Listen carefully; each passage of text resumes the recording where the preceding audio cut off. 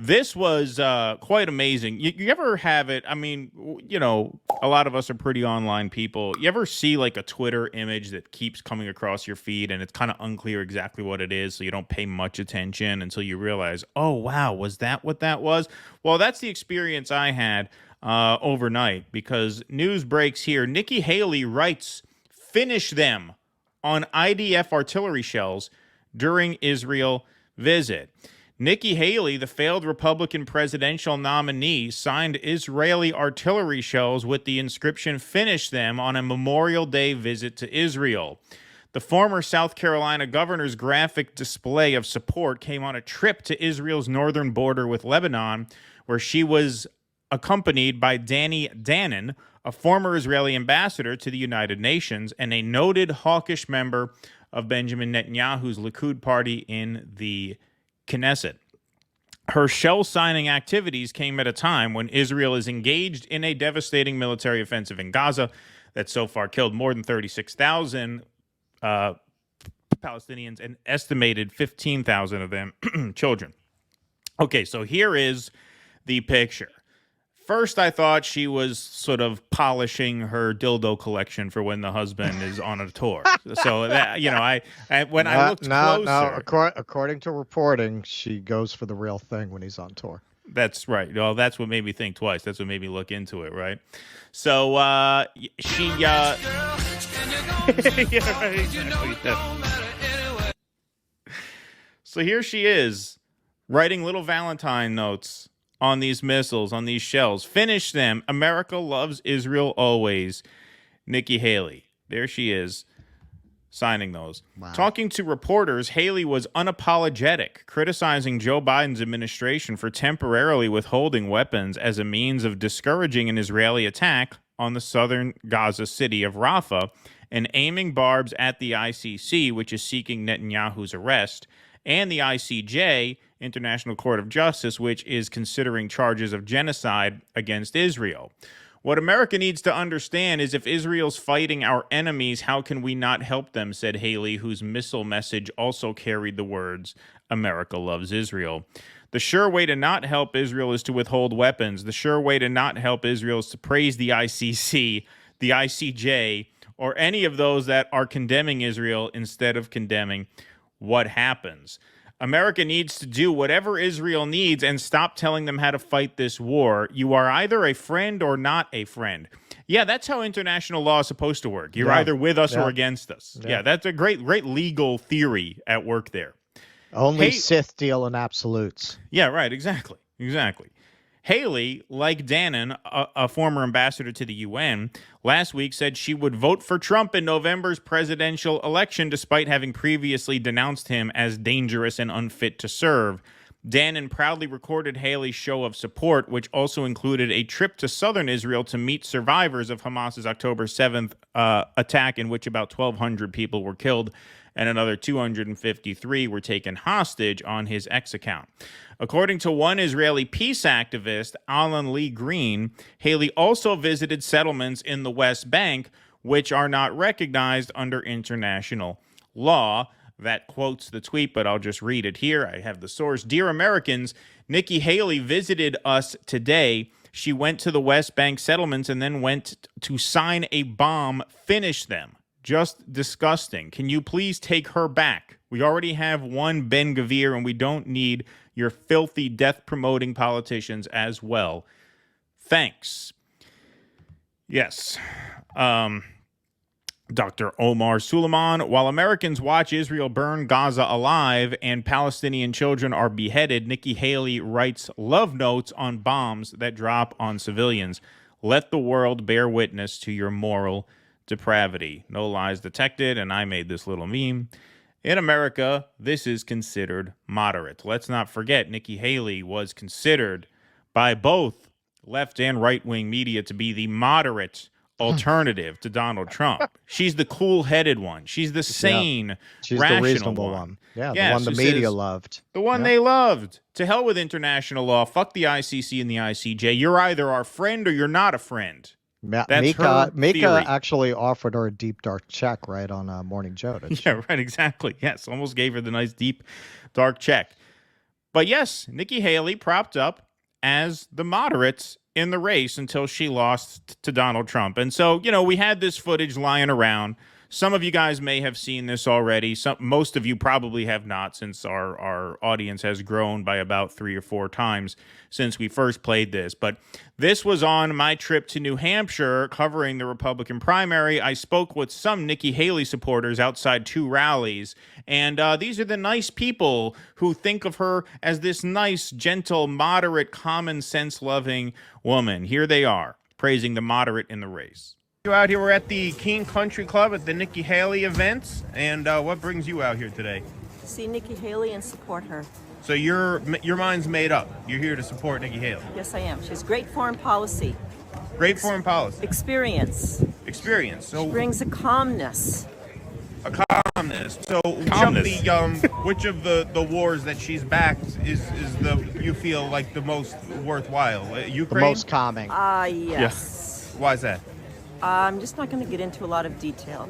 I'm totally voting for Nikki Haley. I've been a supporter of hers since she was a governor of South Carolina, and I like her views on the Middle East. Right. So you've been with her since Afghanistan, since Iraq. Yeah. Right. Afghanistan, Iraq, and I followed her mostly when she was the ambassador to the United Nations, and I think she's probably the clearest thinker of any of our ambassadors to the United Nations. She sees the crap that goes on in this world and she calls it out. She's very consistent too. I mean, she gets points for that. Iraq, Afghanistan, Syria, Ukraine, now Israel. She's unwavering in her support for those kind of military interventions. What's your opinion? What do you think is which one of those is your favorite one? Issues in terms of? I mean, I think in terms of the wars I just mentioned. My favorite war. Yeah, which one is your favorite? Well, no war, of course, is the Well, she likes them. She doesn't like war. If you listen to her, she says that her whole strategy here, her whole she doesn't like war. She writes Valentines on bombs. Policy, foreign policy, is to try to prevent war, and it means to show support for democracy throughout the world. She's moderate Republican, and I think missiles. we need a Republican in there, but somebody that's sensible and kind of middle of the road. Really What do you think about her foreign policy? I think it's logical. Logical? Yeah, I mean, I wish she was more supportive. Well, she is supportive of Ukraine. I wish she would understand the problems in Gaza more, because I think it's really terrible what. Yeah, this was the one anti-genocide Nikki Haley supporter I ran into in 2 rally crowds. Israelis are doing. That's interesting. And I think, the Republicans are all for the Israelis no matter what happens, and I think that's unfortunate. But I think it's unfortunate too, and most of the Democrats are for the Israelis as well. yeah, and I just think people aren't seeing what's happening there, and it's just been horrible.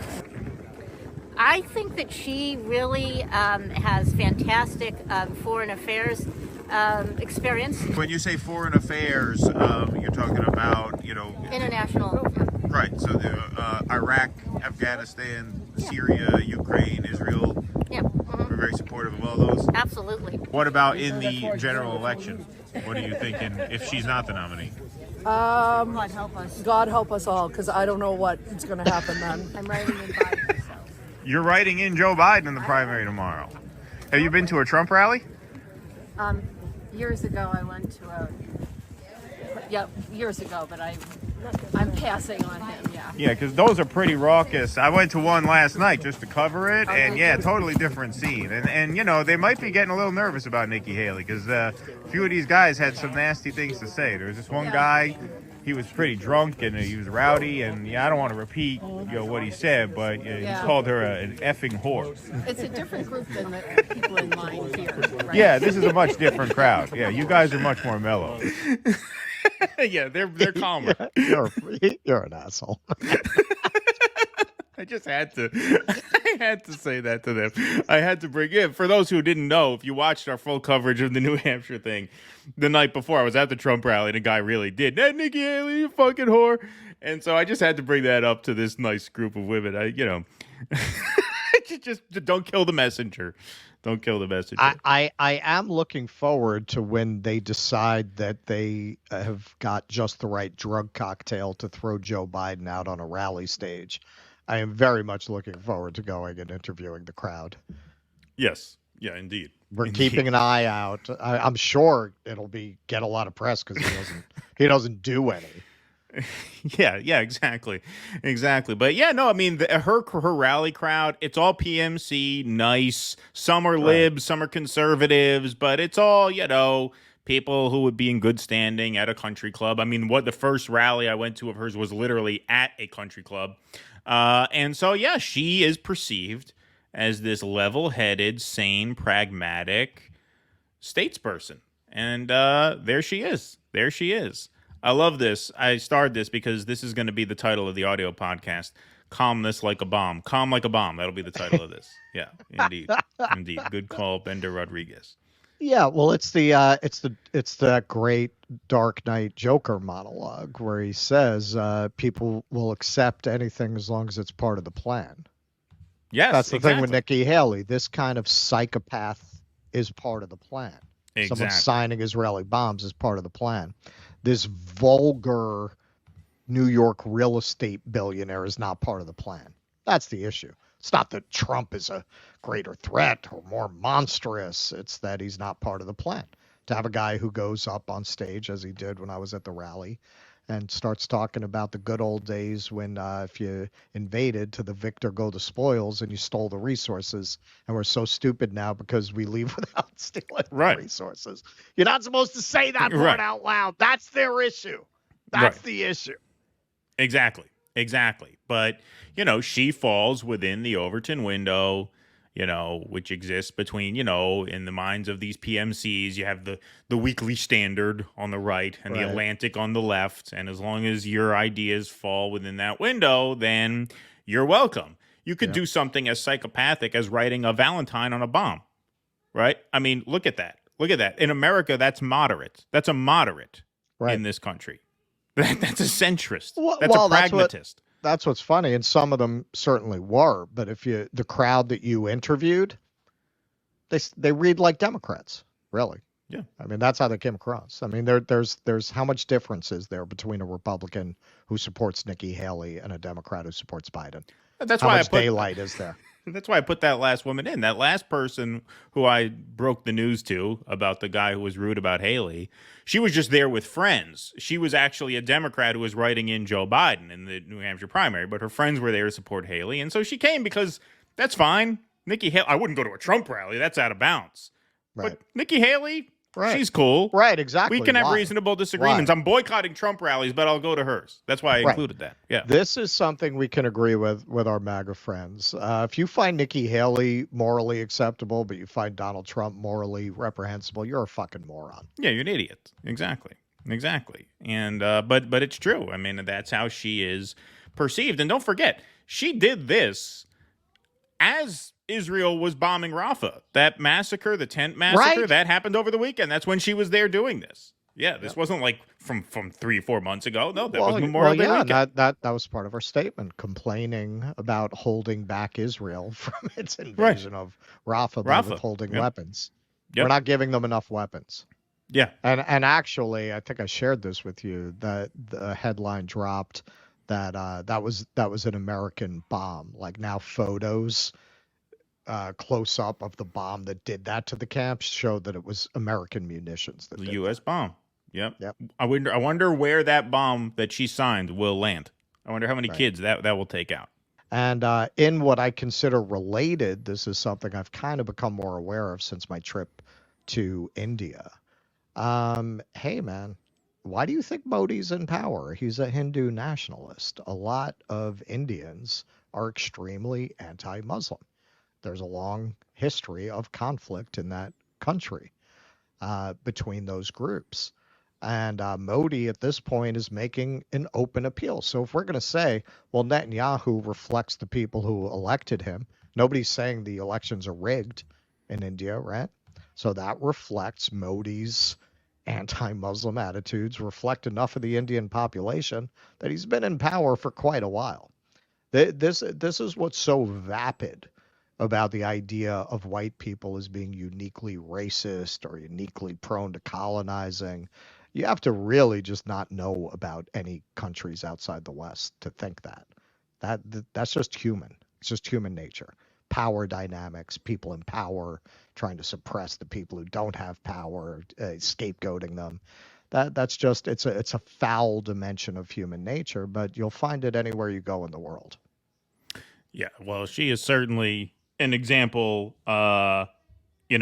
She is now for decades. It was the decades. same with Tulsi, man. Decades. Same Yeah. with Tulsi. Well, Tulsi, yeah, definitely has a hang up there. There's no doubt about that. Because I mean, with Tulsi, I think you can more accurately ascribe it to that, the sort of Hindu nationalist upbringing, because she was anti-war until this happened, and she clearly has a fucking hang-up about this, right? Nikki Haley, every war is a good war. She's never seen a war she didn't like, right? But with Tulsi, yeah, there's definitely a dimension of that, no doubt about that. Yeah, but I'm sorry, man, to do something this fucking crazy and tone deaf, I mean, I don't know.